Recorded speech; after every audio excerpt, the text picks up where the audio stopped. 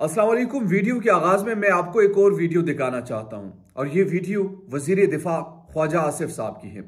ख्वाजा आसिफ साहब की ये वीडियो यकीनन इंतहाई काबिल मुज़म्मत भी हैं और जिस अल्फाज का चुनाव जिस तरीके से उन्होंने किया है वो भी यकीनन काबिल मुज़म्मत ही है। लेकिन ख्वाजा आसिफ या पाकिस्तान मुस्लिम लीग नून जब अपने सियासी हरीफ को शिकस्त नहीं दे सकते तो उसको किस किस्म का टारगेट करता है, ये इनका वतीरा है, ये इनके खून में शामिल है। ये मर्द हो, खवातीन हो, इस पार्टी से उनका ताल्लुक हो, वो इस तरीके की बेहुदा गुफ्तगू वो करते हैं और किस तरीके से उन्हें गुफ्तगू की ये वीडियो आप मुलाहिजा कीजिए।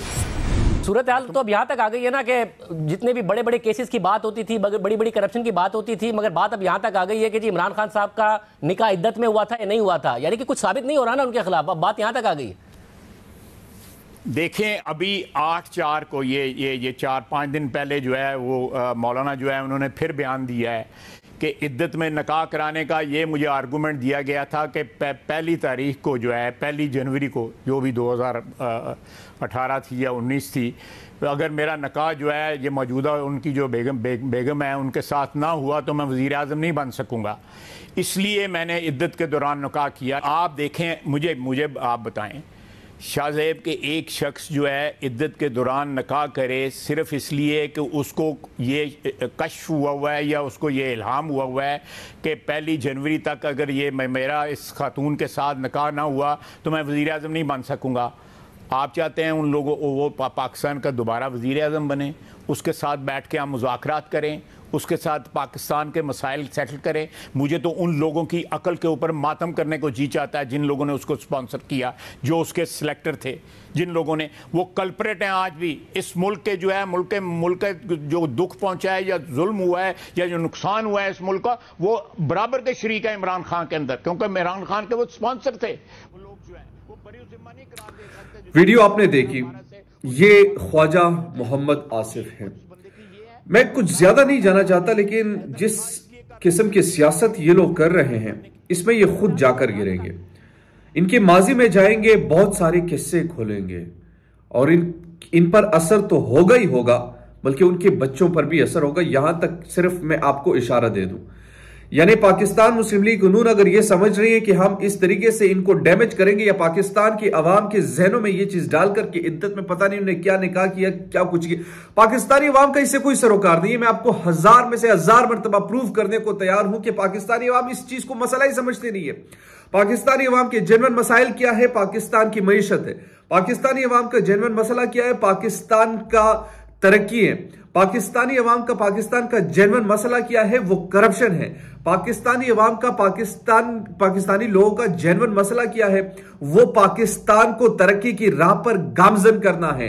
आप वो कर नहीं सकते, आपसे मुल्क चल नहीं रहा, मईशत का बेड़ा आपने गर्क किया, मुल्क को दिवालिया के दहाने पर आपने खड़ा कर दिया और अब जब आपके पास दलील नहीं तो आप फैमिली को टारगेट करने या इमरान खान की जात को गिराने के लिए आप पता नहीं किस किस्म की गिरावट यानी गिरते हुए हरकतें आप करें। मुझे और किसी चीज का दुख नहीं, खास तौर पर जो एंकर वहां पर बैठे हुए हैं उनकी ये रिस्पॉन्सिबिलिटी बेसिकली बनती है जब भी कोई ऐसा प्रोग्राम होता है कि भाईजान आप ये गुफ्तगू, बेहुदा गुफ्तगू, और ये गुफ्तगू क्यों करते हैं, जरा इस पर भी आप गौर कीजिए, इस पर भी आप तसव्वुर कीजिए।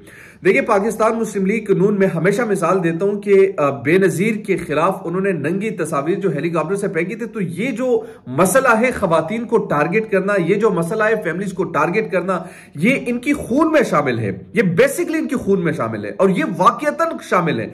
ये बड़े से लेकर, यानी मैंने आगाज में कहा कि खातून से लेकर मर्दों तक, मर्दों से लेकर बच्चों तक ये चीज उनमें शामिल है कि वो औरतों को टारगेट करते हैं, वो इस तरीके से फैमिली को टारगेट करते हैं कि हम इनको गिरा दे, हालांकि गिरते खुद हैं।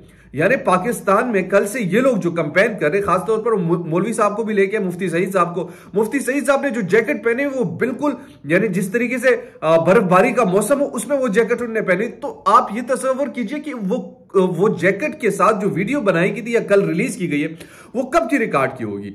यानी एक तो मौलवी इस्तेमाल हुआ, मौलवी ये जानते हुए भी, इल्म रखते हुए मुफ्ती साहब जो थे उनको इस्तेमाल कर लिया गया।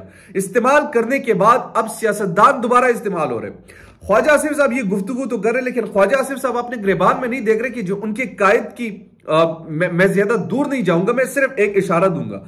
उनकी जो साहिबजादी है उनके माजी के हवाले से लोग क्या कुछ कहते, हालांकि उनका भी मैं मुखालिफ हूं, नहीं कहना चाहिए, हर किसी की एक पर्सनल चीज भी होती है, लेकिन हमने पर्सनल को अगर आप वहां पर लेके आएंगे तो पाकिस्तान तहरीक इंसाफ वाले जवाब में आपकी वो चीजें सामने लेके आएंगे। फिर उनके बच्चे हैं, नवासे हैं, तो उन पर क्या इंपैक्ट नहीं होगा? होगा ना। अगर तो होगा तो कम से कम फैमिलीज को जिस तरीके से आप लोग टारगेट कर रहे हैं, और ख्वाजा से यानी एक पांव कब्र में है यार, इस इंसान की एक पांव लिटरली उनके कब्र में है, यानी 70 साल से जायद के हो चुके, यानी कभी भी मौत तो किसी को भी आ सकती है, लेकिन जब इंसान बुढ़ापे की तरफ जाते हैं तो जाहिर सी बात है फिर आखिरी मिशन ही वही होता है कि जनाब आप बस इसके बाद मरना ही है। तो इस जहन के साथ, इस गलाजत के साथ, जिस गलाजत का वो मुजाहरा कर रहे हैं, जो गलीज तरीन किस्म की सोच वो रख रहे हैं, जिस घटिया सोच का वो मुजाहरा कर रहे हैं इस उम्र में, यानी ये सोच, खैर बीमार लोग हैं, बीमार लोगों की जहनियत पर ना तो रोया जा सकता है ना गुस्सा किया जा सकता है, लेकिन चूंकि बचपन से इस चीज के आदी हैं और जिस पार्टी से उनका ताल्लुक है उनका काम ही यही है कि टारगेट करना, इस तरीके से बेहूदगी से टारगेट करना। और बड़े अच्छे लोग जरूर होंगे लेकिन ज्यादातर इस जहनियत के मालिक है, ज्यादातर जो ख्वाजा आसिफ की जहनियत टाइप के लोग हैं ना, ये ज्यादातर हैं। और फिर इनका ये कहना कि जनाब हम इनके साथ बैठें किस तरह, अगर कल वो भी आपको कह दे कि जो घर से जो मशहूर है कि भागने वालों के साथ हम नहीं बैठते, फिर आप क्या करेंगे? यानी हर तरफ, यानी आप तो ये बात करें ही नहीं यार यानी आपके खिलाफ भी सारे दलीलें जाती हैं, माजी आपका भरा पड़ा है, आपके पार्टी के दरमियान कुछ लोग ऐसे हैं जिनकी तंजीम साजी पकड़ी गई है, और फिर तंजीम साजी सिर्फ ये नहीं कब से पकड़ी जा रही है वो आपको मालूम है। तो खुदारा पाकिस्तान की सियासत को ख्वाजा आसिफ साहब सियासत ही रहने दें। आप जिस बेहूदगी और जिस घटियापन का मुजाहरा करने से होगा कुछ नहीं। आप वजीर दिफा है, बेहतर तरीके से जानते हैं कि आपके पार्टी में आपके बड़े नजदीक तरीन आपके मियां मोहम्मद नवाज शरीफ के घर के किस्से सबको मालूम है। आप क्या बात कर रहे हैं ना, इन चीजों में मत पड़े, पाकिस्तानियों को इन चीजों में मत उलझाएं यार। अगर आप कुछ कर सकते हैं तो पाकिस्तानी अवाम के लिए कुछ कीजिए।